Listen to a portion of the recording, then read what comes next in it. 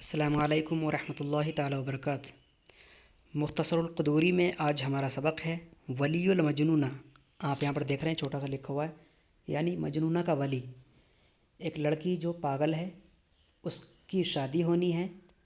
تو اس کی شادی کے لیے ولایت کس کو ملے گی؟ تو اسی کے متعلق مسئلہ ہے۔ فرماتے ہیں امام قدوری بسم اللہ الرحمن الرحیم: وَإِذَا اجْتَمَعَ فِي الْمَجْنُونَةِ أَبُوهَا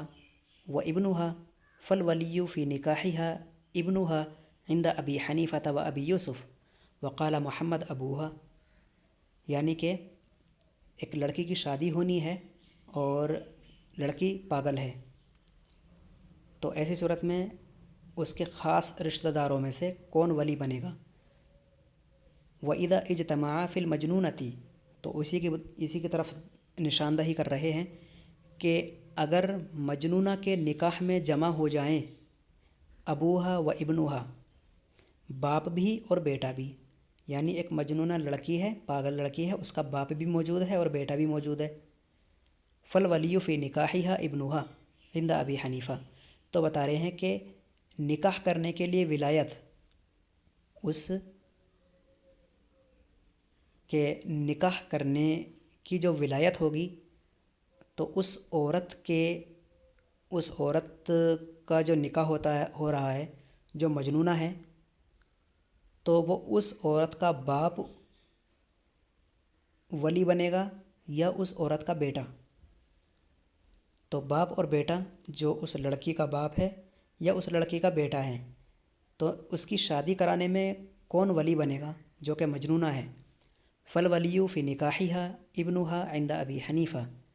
بتا رہے ہیں کہ اس کا نکاح کرانے میں اس کا بیٹا امام اعظم ابو حنیفہ کے نزدیک ولی ہوگا، اور امام ابو یوسف کے نزدیک، یعنی کہ شیخین کے نزدیک ولایت عورت کی، مجنونہ عورت یعنی پاگل عورت کی شادی کی ولایت بیٹے کو ملے گی۔ شیخین کے نزدیک امام اعظم ابو حنیفہ اور امام ابو یوسف کے نزدیک وقال محمد، لیکن امام محمد کہتے ہیں کہ ابوہا، اجازت ملے گی ولایت کی اس عورت کے باپ کو۔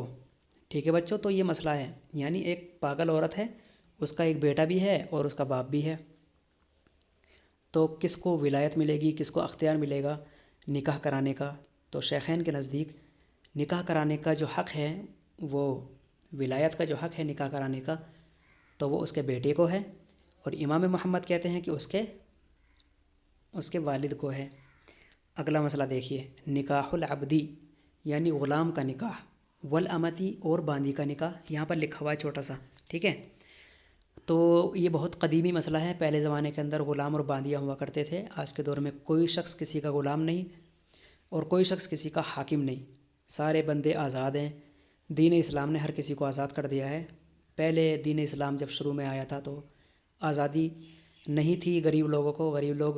دوسروں کے خریدے ہوئے غلام ہوا کرتے تھے، لڑکیاں باندیاں ہوا کرتی تھیں۔ آج کے دور میں یہ مسئلہ نہیں ہے، لیکن پھر بھی پڑھ لیتے ہیں۔ بتا رہے ہیں کہ لا یجوز نکاح العبد والامتی الا باذن مولاہما، غلام کا نکاح اور باندی کا نکاح جائز نہیں ہے مگر ان کے آقاؤں کی اجازت سے، مگر ان کے آقاؤں کی اجازت سے، یعنی ان کے آقا کی اگر اجازت ہے تو جائز ہوگا نکاح، ورنہ تو کسی بندے کا نکاح بنا اپنے آقا کی اجازت کے، کسی باندی کا نکاح بنا اپنے آقا کی اجازت کے جائز نہیں ہوگا۔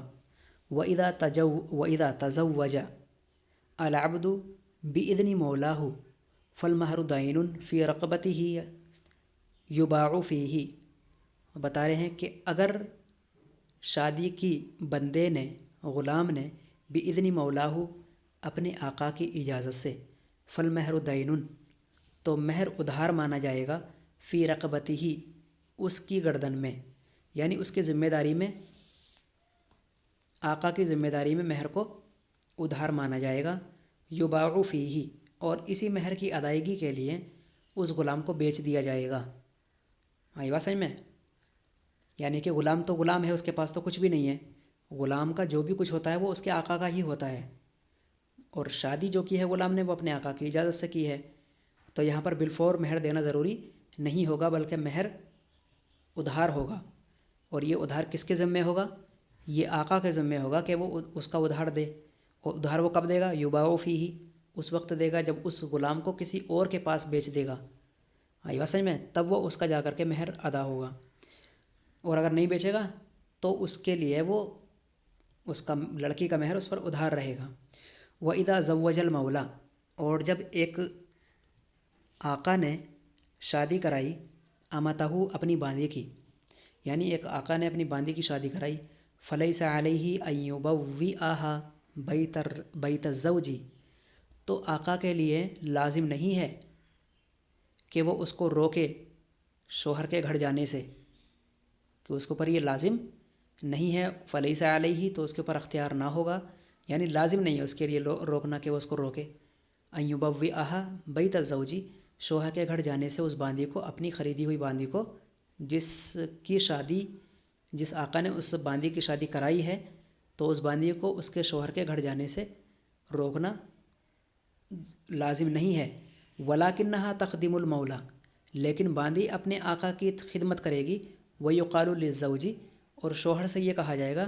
مَتَى ظَفِرْتَ بِهَا وَطِئْتَهَا، جب تمہیں موقع ملے تم اس سے وطی کر لو،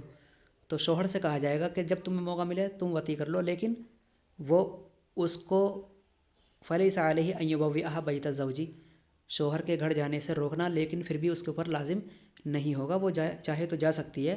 اور شوہر سے بھی کہا جائے گا کہ جب تجھے موقع ملے تو وطی کر سکتا ہے۔ تو پیارے بچوں، آج کا سبق اتنا ہی کافی ہے، ٹھیک ہے،